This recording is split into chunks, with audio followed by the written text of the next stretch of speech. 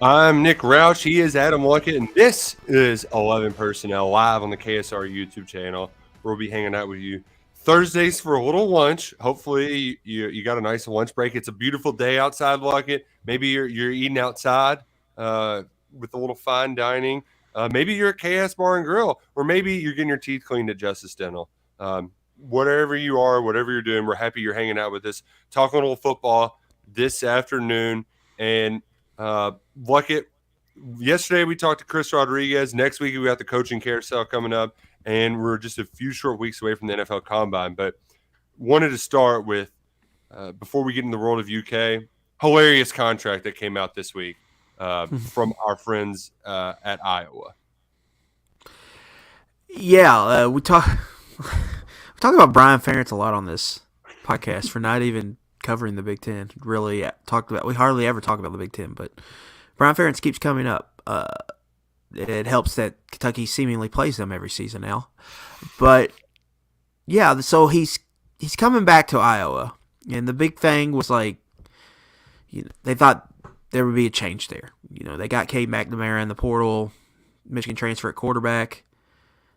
Kirk ends up bringing him back, but due to nepotism rules, he has to report to the athletic director. He cannot report to his dad at the University of Iowa. So they have come up. He got dock pay, I think, a couple $100,000. I think he got dock from $850 or $900 down to $600. And then he has to score 24, 25 points a game, and they have to win 8 ball games. They have to win 7-5 or 8-4. I can't remember what they have to go record wise, but he doesn't. Defensive points count here. Defense and special teams count down. And I saw Jim Weber tweeted this out earlier today, Nick. Someone has already made a website that says Brian Ferentz race to, I think it's 320 something points he needs at the threshold.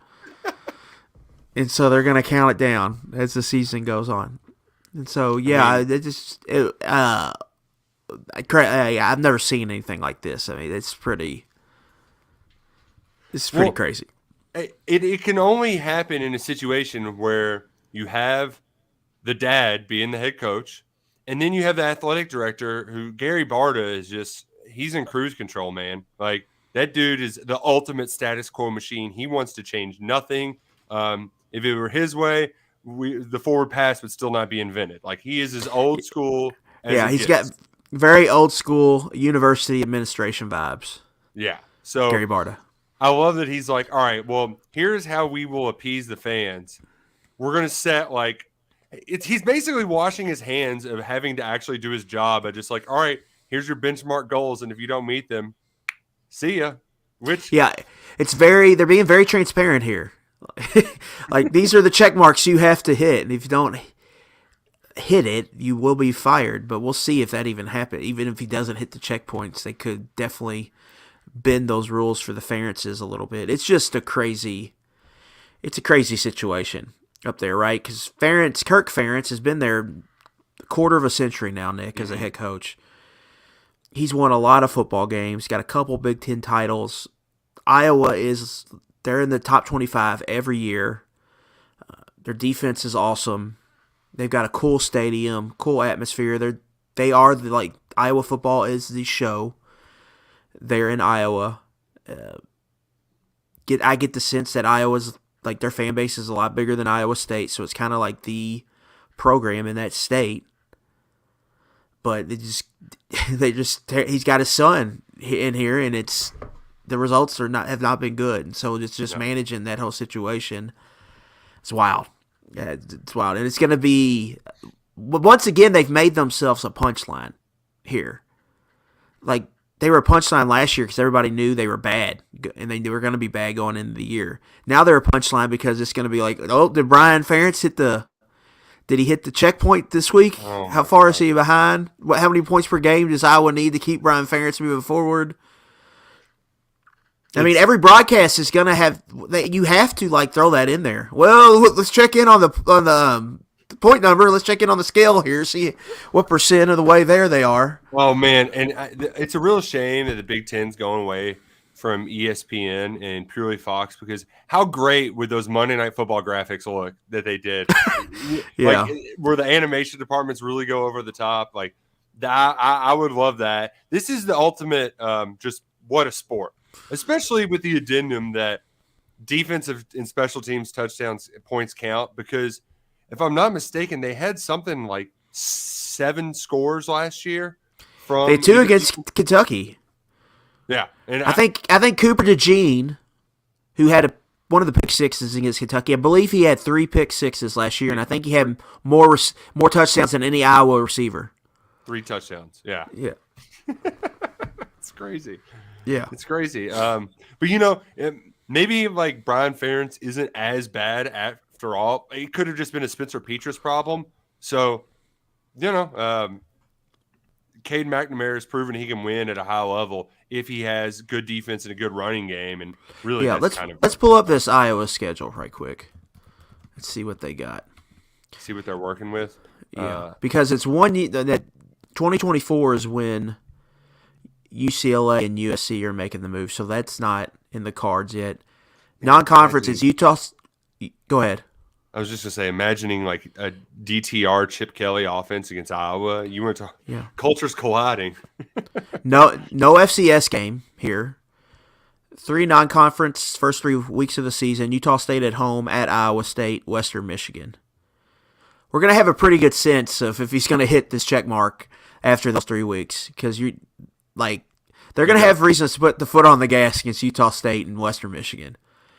And then we have to remind ourselves to bet the farm on Iowa covering early in these games, right? Yeah, they got to run up the score. Yeah, that's a good point. Yeah, especially against Utah State and Western Michigan. And then out of the East, they draw at Penn State. That's week 4. They draw Michigan State at home, but they don't draw Ohio State. Those were the only 2 East teams, I believe. And Rutgers. They draw Rutgers. And they play Northwestern in Wrigley Field, which would be a fun little game to go to. Would you're it? A fan? I mean, well, you know what I mean. If you're going to make Northwestern Iowa appealing, you got to play in a baseball stadium. You know what I mean. So yeah, I mean, we'll see. Yeah, we know how the Big Ten, they play a certain style of ball, right? Yeah. It's first one to 17 a lot of times wins these games. $240 for that Wrigley ticket. It is going to make us like kind of how we picked a couple MAC teams a year ago to follow along. Like, people are going to be paying closer attention to Iowa because of this, and we're starting a show off in February discussing them. So they're at least moving the needle a little bit, but nevertheless, still hilarious. A gift that keeps on giving with Iowa football. We did have one. I don't want to call it a big news story, but it was good content for this time of year. Bill Connolly curates SP Plus rankings. We talk about SP Plus a lot here. He's kind of like the Ken Palm because it's adjusted efficiency ratings. And a big piece of the equation is returning production, because, I mean, that's how for years and years, you look at Phil Steele, you look at returning starters, right? That's how you would always gauge it. Well, this is just for lack of a better, it's just a better way to look at it, because sometimes those returning starters stink. You don't know what positions they're at. So it weighs production, like physical yards gained, passing yards, touchdowns, etc. Bakes it into a formula to figure out who actually has most of their team coming back for the next year. And I was a little surprised when I saw that Kentucky was 73 overall, particularly 86 ranked on defense. Just because when I think about the pieces returning next year, Luckett, I really just think about the corners being absent, because D-Jack and Trevin Wallace have played so much football in the middle of that defense. So that surprised me a little bit. But when you look further into the numbers, it does make sense.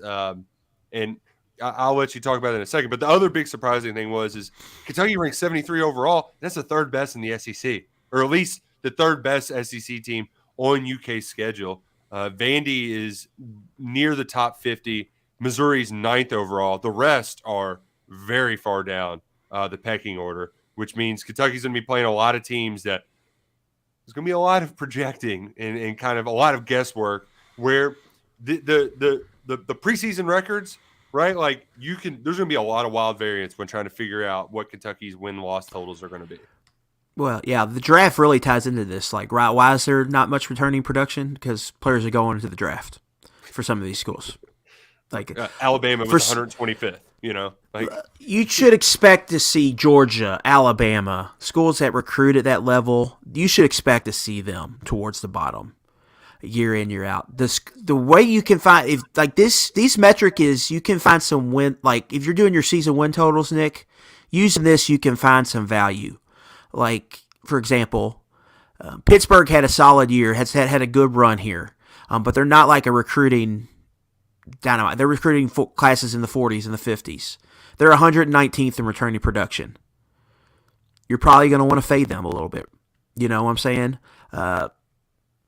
TCU, obviously, everybody's going to want to fade them after last year, but they're 118th in returning production. Right. And so, like, and the good thing about these that Bill does, he adds in the transfer numbers. So all of Ray Davis's rushing yards are baked into Kentucky's equation here. So you get the bump from the transfer. And so for Kentucky, I think it's important to remember just defensively, like their leading tacklers, Jordan Wright's gone, DeAndre Square's gone, Carrington Valentine's gone, Keidron Smith's gone, Jaquez Jones gone, Justin Rogers gone. That's 6 of your top 11 tacklers. 7 of your top 13 if you throw in Tyrell Asian. So like there is production there for you to replace on defense. And I think that's just really important to remember. Then Chris Rodriguez, like that's a lot of, he had 904 rushing yards. Kentucky had just over 1,500 net as a team. Yeah. I mean, that's 60% of your rushing yardage that's gone. Now you're adding in Ray Davis. He helps negate that loss, but that's something to remember.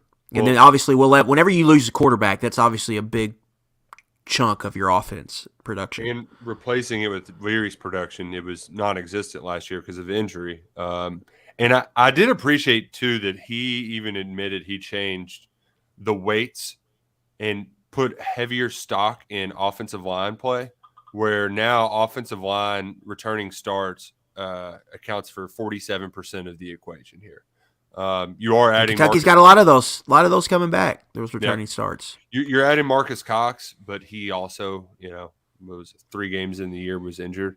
But I think just from like if you go through the schedule and look at it, like Freddie wrote about it this week, and we'll talk about it a ton. Ad nauseum going into the season. Just the front end of the schedule being light is going to be helpful.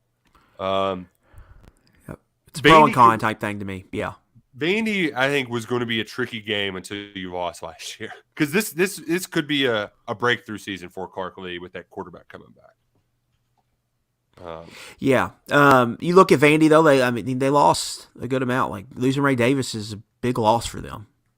Anthony Orji, their best player on defense, is out. But yeah, it's year 3 for them, so you should see some proof. But Kentucky gets them week 4. It's the first Power 5 game on the schedule. You mentioned the loss last year. That you have to think that's one they're going to be zoned in on, for sure.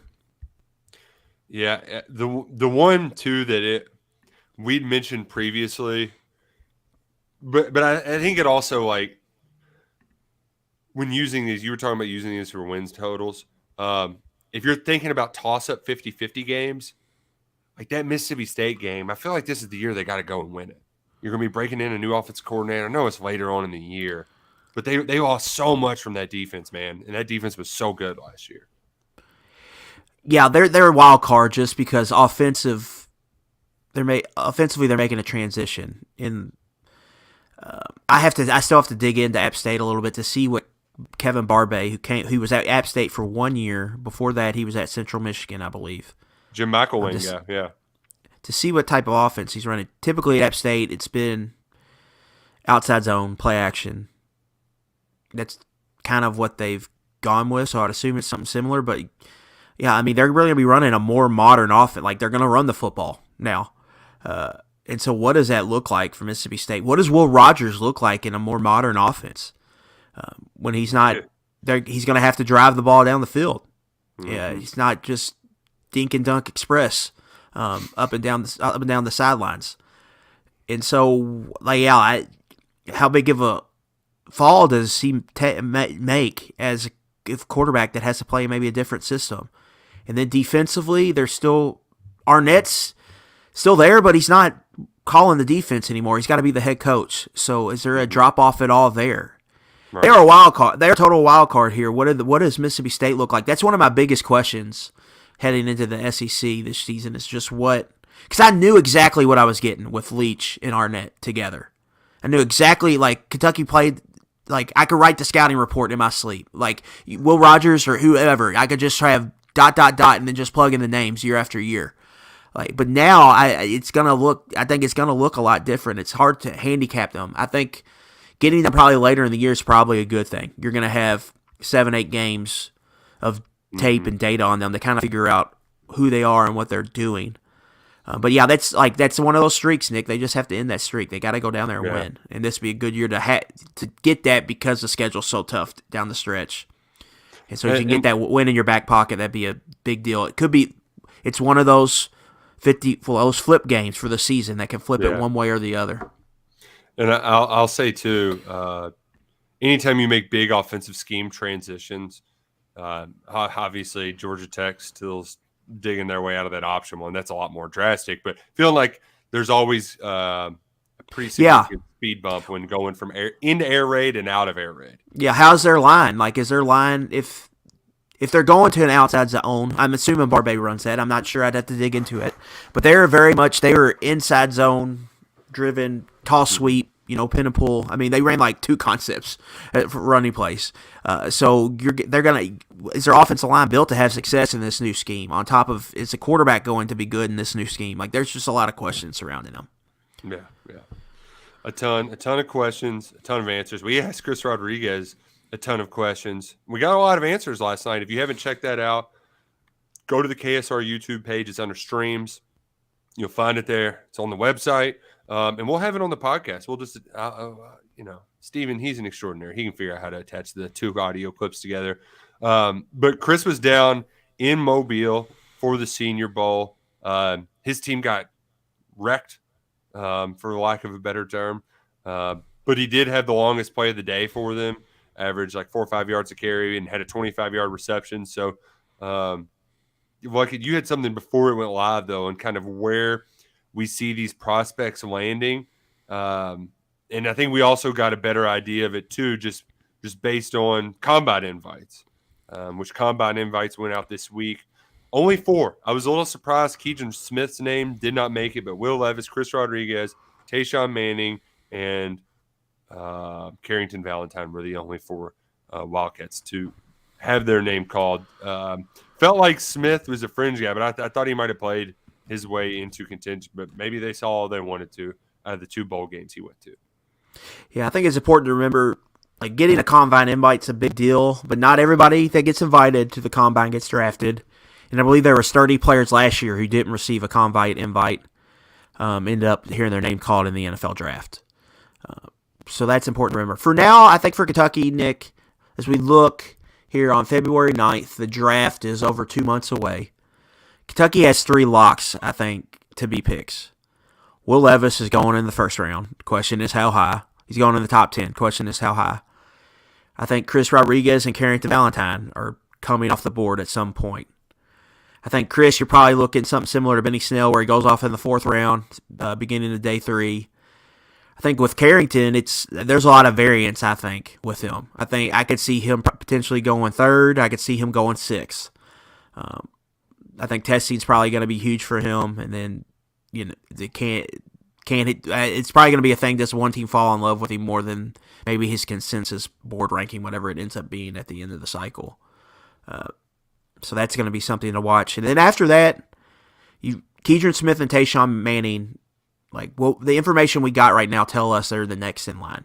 Keegan Smith goes to the NFLPA Bowl, gets invited to the Senior Bowl, appeared to have a good week at both events. In the NFL right now, there's a big shift to I mean, on defense, it's a lot of big play prevention, and it's a lot of zone coverage. It's a lot of cover 3. Keidron Smith played in it. With the defense in the NFL that they're playing, Kentucky is playing that defense. Right. And he was good at cornerback. He was very good for Kentucky. Was just solid across the board. So I think that's intriguing. And then you look at that size, he brings that corner as kind of a big guy with good length that could play in his own. I think people are going to be attracted to that. So I think he's going to get drafted. The question is, where is it? I could see 6th, 7th round. Manning's a big one. Because, I mean, we all dogged on the offensive line this year, but I believe he was in the PA Bowl as well. He received the combine invite, so there's obviously some level of interest there with him. And so seeing if he can maybe sneak into that late day 3, round 6, round 7, something to watch. And after that, all those guys, I mean, we'll see. We've seen in the past huge pro days, Nick.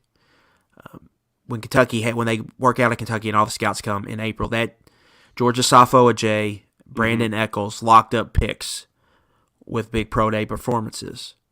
And we'll see if maybe one of these prospects Kentucky has, Jordan Wright possibly could end up Jordan doing Wright's that. the one that I'm wondering if it's a position fit thing for him. If it's pass rush value. I just don't know if he can rush the passer at the next level. And then if he can't, that his position is just not there. Like if he's going to be a Sam linebacker, off-ball Sam linebacker, those guys don't play. Like, you know what I'm saying? Teams are getting in sub packages, and there's not a lot of value in that. I just don't know what position he can play at the next level. I think that's the big thing with Jordan Wright. But he certainly has shown a nose for the ball. And it just, I think a lot of it is going to come down to how well he does test at that pro day, where it's going to be the nuttiest pro day we've ever been to, that we've ever covered. March 26th, that's later on. Yeah. The combine. Yeah, because I would assume Levis doesn't throw at the combine, but he'll throw at the pro day. Yeah, that's a safe assumption. And that's going to make it a zoo. I wouldn't be surprised if NFL Network, ESPN, like if they do a live Sports Center hit of him throwing in the middle of the day. I wouldn't be surprised if that happens. The other thing too with that, when you have a guy like Will Levis, it helps bring more people in. And now they don't always do this, but I guess because Levis threw for Wandale last year is when they got to notice him. I wonder if Leary's going to get to throw or anything like this too. Not really sure how. They have some weird rules about pro days and whatnot, but that's going to be in late March. The combine's going to be in early March. We'll be up there the 2nd through the 4th. That's right around when the drills and stuff start up. So it's going to be a zoo. It's going to be a lot of fun. Almost as fun as watching the big game this week. The big game. I don't know if we're allowed to say Super Bowl or not, but you asked for it. They listen. MyBookie, they designed a unique deposit bonus that lets you cash in and cash out quick. This is a unique deposit bonus for sports bettors who want to focus on what to bet and not a payout sweat. Make your first deposit today with the promo code PERSONNEL. Promo code KSR will also work. But use that promo code PERSONNEL. Wager your deposit and amount once. You're eligible to cash out. If you want a sports book that gives you the most of the money, bet on the big game with MyBookie. Pre-game, live lines, Super Bowl props. I know we can't always do live lines everywhere like it, but you can with MyBookie at mybookie.ag. Bet everything from the opening coin toss, length of the anthem, color of the Gatorade dumped on the winning coach. It says on the read here that I can't tell you who's exactly going to win a Super Bowl, but I'm going to tell you that. It's going to happen. The best place to place bets, though, is MyBookie. Bet anything, anytime, anywhere with MyBookie. And look at, I love the amount of bets that you can place too. They just got hundreds of different options. It's great in this game. And I found a couple that I like.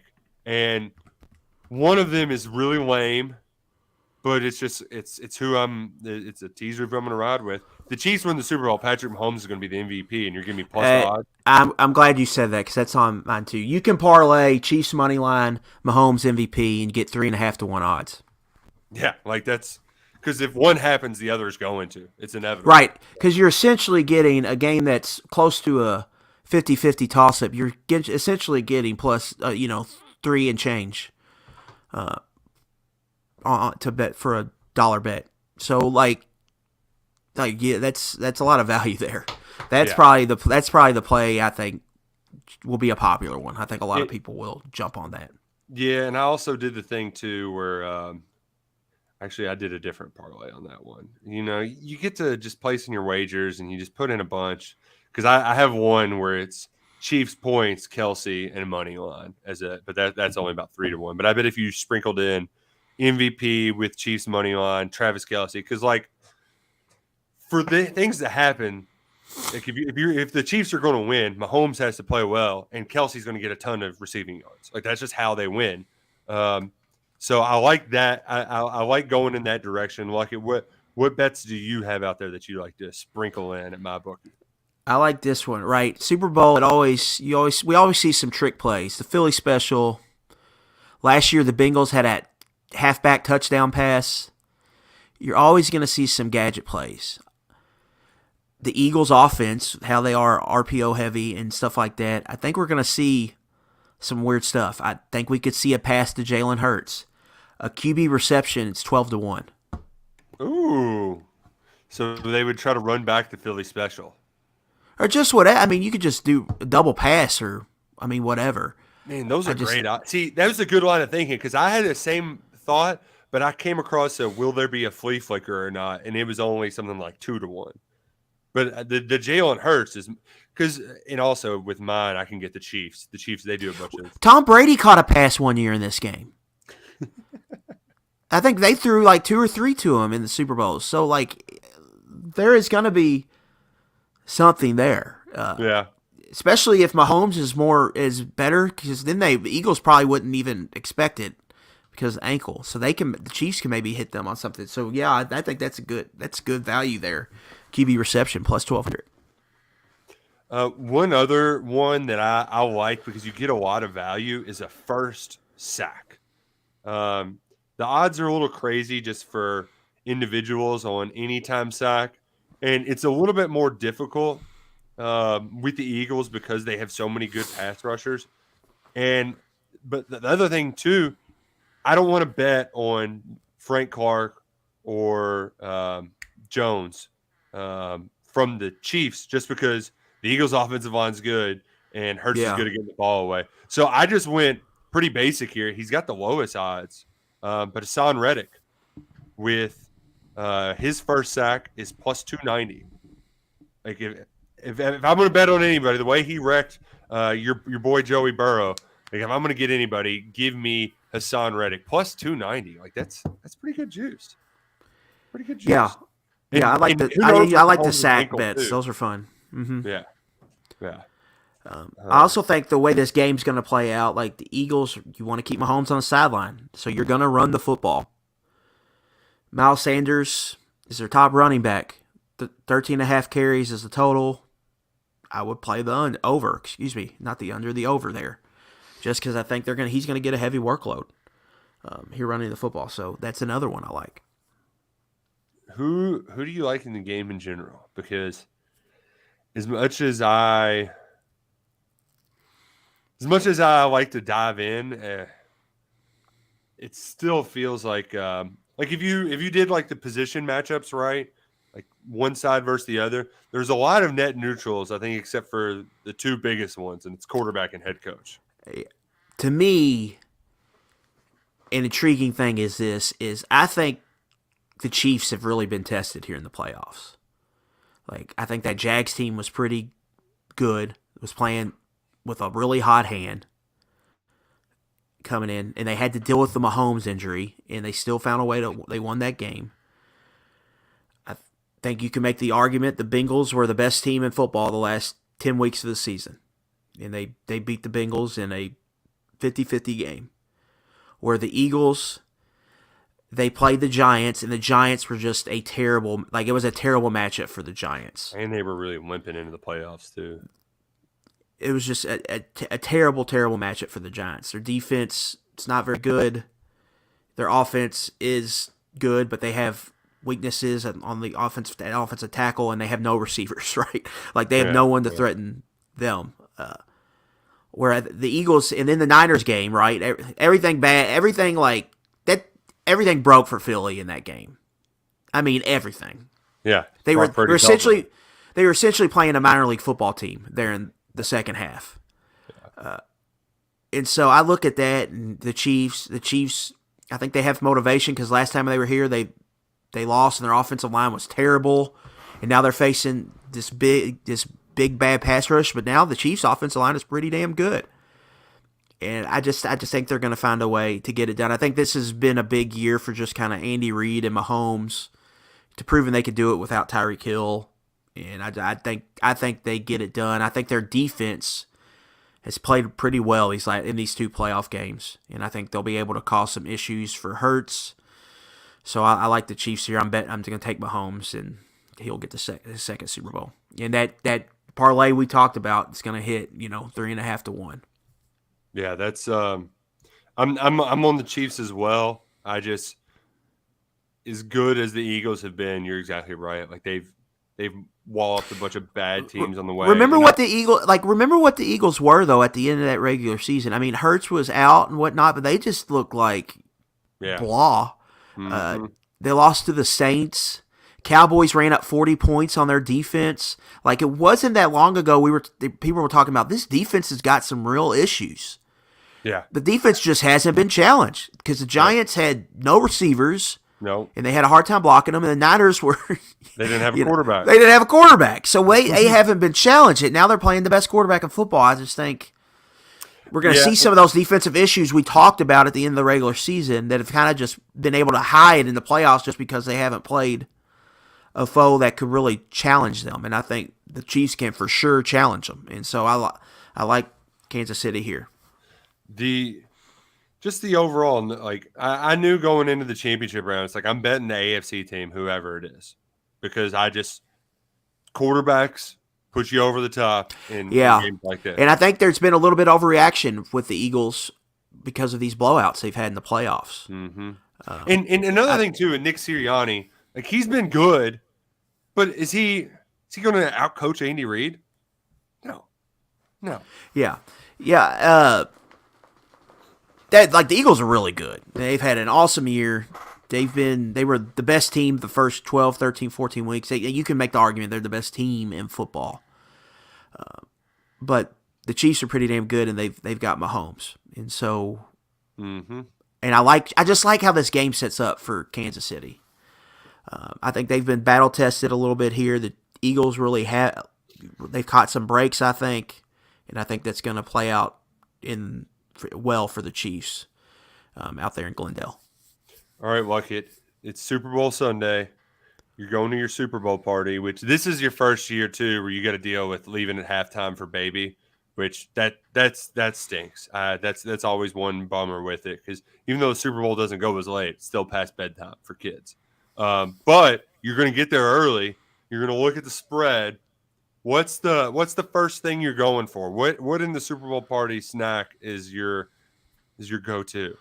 Wings is one. Like that's the first. What are the wings here? Yeah. So are there different types of wings? Which ones do I want to try? I want to try them all, but just kind of balance out to see what the wings are. And then you got to get chips and queso. So you got to get some queso right there with the wings. Those are the top two for me. See, queso and chips, dip, and wings. I'm out on the queso because it's a little runny on a plate.